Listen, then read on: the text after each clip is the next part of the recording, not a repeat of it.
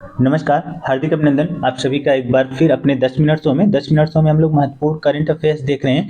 आज के शो का जो पहला जो प्रश्न है वो क्या क्या है? कह रहा है यात्रा और पर्यटन विकास सूचकांक टीटीडीआई निम्नलिखित में से किसके द्वारा जारी किया जाता है? 4 विकल्प दिया है। विश्व बैंक, विश्व आर्थिक मंच, विश्व पर्यटन संगठन, विश्व व्यापार संगठन। ये किसके द्वारा जारी किया जाता है? विश्व पर्यटन संगठन द्वारा जारी किया जाता है। पहले का सही उत्तर क्या है? विकल्प नंबर सी सही है। दूसरा जो प्रश्न है वो देख लेते हैं। कह रहा है भारत में भेड़ियों की बहुतायत के संबंध में निम्नलिखित कथनों पर विचार करना है। 2 कथन दिए हुए हैं। कह रहा है भारत में भेड़ियों की 2 उप प्रजातियां पाई जाती हैं।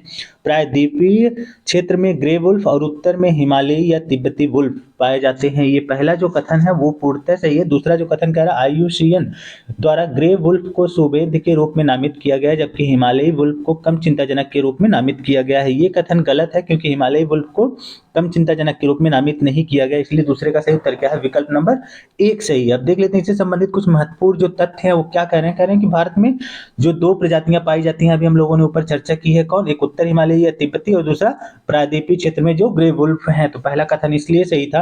कह रहा है हेमिस का जो राष्ट्रीय जो उद्यान है, हेमिस राष्ट्रीय उद्यान जो लद्दाख में है, इसमें हिम तेंदुओं की ये जो राष्ट्रीय उद्यान है, हेमिस राष्ट्रीय उद्यान, ये क्या है? इसे हिम तेंदुओं की वैश्विक राजधानी के रूप में भी जाना जाता है। और ये जो ग्रे वुल्फ हैं ये गुजरात, राजस्थान, उत्तर प्रदेश, मध्य प्रदेश और महाराष्ट्र जैसे कई राज्यों में पाए जाते हैं।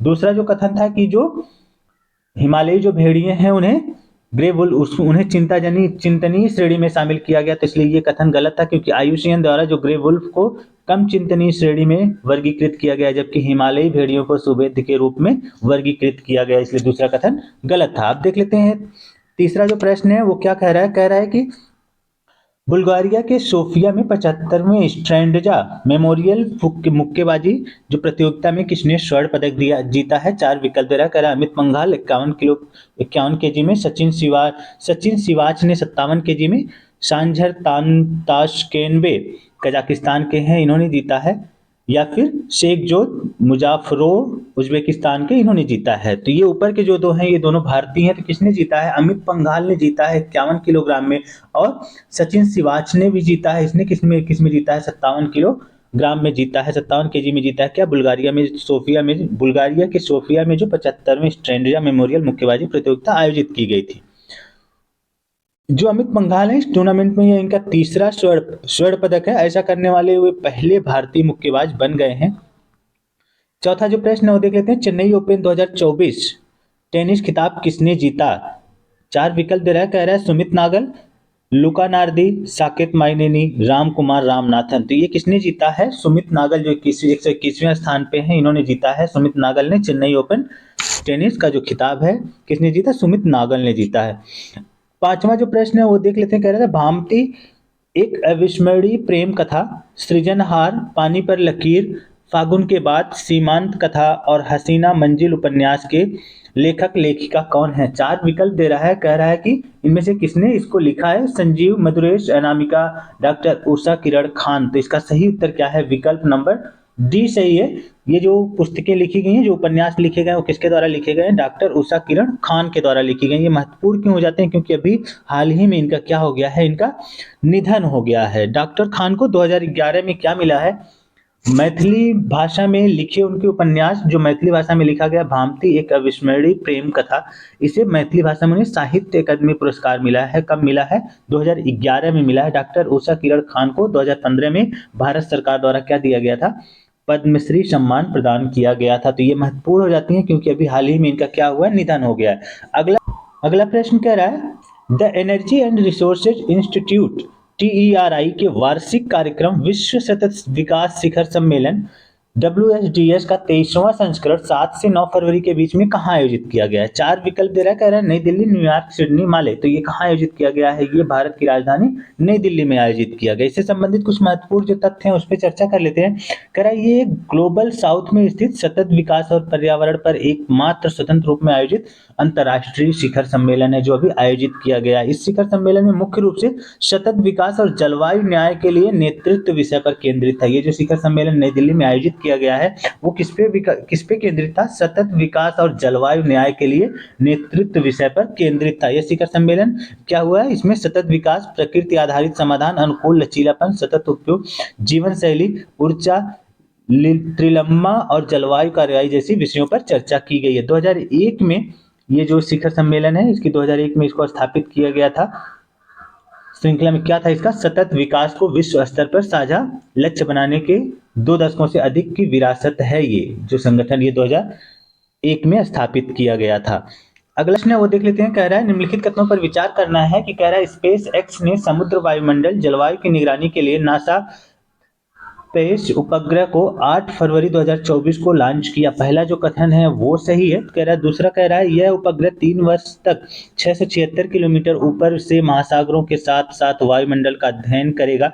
ये भी विकल्प सही है। कह रहा है पेस उपग्रह 200 रंगों की जानकारी प्रदान कर सकता है, जिससे वैज्ञानिकों को समुद्र में शैवाल के प्रकारों और हवा में कणों के प्रकारों की पहचान में मदद मिलेगी। ये भी कथन सही है। तो इसमें 7वें का सही उत्तर क्या है? विकल्प नंबर सी। तीनों कथन सही हैं। इससे जुड़े कुछ जो महत्वपूर्ण तथ्य हैं वो देख लेते हैं। यही है जो स्पेस नासा का जो पेस उपग्रह है, ये जो है नासा का जो पेस उपग्रह को स्पेस एक्स फाल्कन 9 रडार से सूर्य समकालिक जो कक्षा है वहां पे स्थापित किया गया है। इस मिशन के तहत अंतरिक्ष से धरती पर मौजूद सागरों, झीलों की नदियों का सर्वेक्षण किया जाएगा।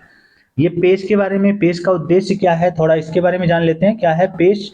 एक जो सैटेलाइट है उसका उद्देश्य क्या है? ये 3 वर्ष तक 676 किलोमीटर ऊपर से महासागरों के साथ साथ वायुमंडल के अध्ययन की निगरानी करेगा। बाकी और अगला जो है कह रहा है इसमें 3 उपकरणों का प्रयोग किया गया है। 2 उपकरण प्रतिदिन पृथ्वी का अवलोकन करेंगे। तीसरा जो उपकरण है वो मासिक आधार पर आंकड़े जुटाएगा। ये रहे जो इस सैटेलाइट है उसका उद्देश्य। अगला जो प्रश्न है वो देख लेते हैं। 8वां प्रश्न क्या कह रहा है? 8वां प्रश्न कह रहा है कि 12 फरवरी 2024 को प्रधानमंत्री नरेंद्र मोदी ने श्रीलंका और मॉरिशस में unified payment interface UPI service को वर्चुअली लॉन्च किया। पहला जो कथन है वो सही है। दूसरा कह रहा है यूनिफाइड पेमेंट इंटरफेस यूपीआई को 2016 में national payment corporation of India NPCI ने लॉन्च किया था। ये भी कथन सही है। तीसरा जो भी कथन कह रहा है भारत सरकार ने 1 जनवरी 2020 से यूपीआई ट्रांजैक्शन में जीरो चार्ज फ्रेमवर्क मैंडेटरी किया था। ये भी विकल्प सही, कथन सही है। निम्नलिखित में से दो कर है इनमें से इससे पहले 2 फरवरी 2024 को फ्रांस में यूपीआई सर्विस शुरू की गई थी। ये भी जो कथन है सही है। तो इसका सही उत्तर क्या है? विकल्प नंबर ई सही है। उपर्युक्त सभी सही है। अभी जो प्रधानमंत्री नरेंद्र मोदी, भारत के जो प्रधानमंत्री हैं, श्रीलंका के जो राष्ट्रपति हैं रानिल विक्रमसिंघे और मॉरिशस के जो प्रधानमंत्री हैं प्रविंद जगन्नाथ जो है वर्चुअली रूप में एक साथ मीटिंग करके इसका उद्घाटन किया है। ये है पूरा यूपीआई। ये तीनों देशों के राष्ट्राध्यक्ष जो हैं वो हैं और यूपीआई से संबंधित जो जानकारी है। 9वां जो प्रश्न है वो देख लेते हैं। कह रहा है आरबीआई 9वां प्रश्न कह रहा है आरबीआई की मौद्रिक नीति एमपीसी ने 8 फरवरी 2024 को द्वैमासिक रिपोर्ट प्रस्तुत की। इस रिपोर्ट में रिवर्स रेपो दर कितनी है? ये पूछ रहा है कि रिवर्स रेपो दर कितनी है। तो इसमें रिवर्स रेपो दर कितनी है? 3.75 रिवर्स रेपो दर है। 4 विकल्प, इसमें सही उत्तर क्या है? विकल्प नंबर 1 सही है। देख लेते हैं मौद्रिक नीति के संबंध में। कह निर्णय जो अभी बैठक हुई है 3 महीने की, उसमें जो रिपोर्ट जारी की गई है उसमें रेपो दर कितनी रखी गई है? 6.50 रखी गई है। रिवर्स रेपो दर कितनी रखी गई है? 3.75 रखी गई है। बैंक दर कितनी रखी गई है? 6.75 रखी गई है। और स्थायी जमा सुविधा दर जो है 6.25 रखकर जो अपरिवर्तित रही रखी गई। सीमांत अस्थायी सुविधा दर 6.25 रखी गई, ये भी अपरिवर्तित थी।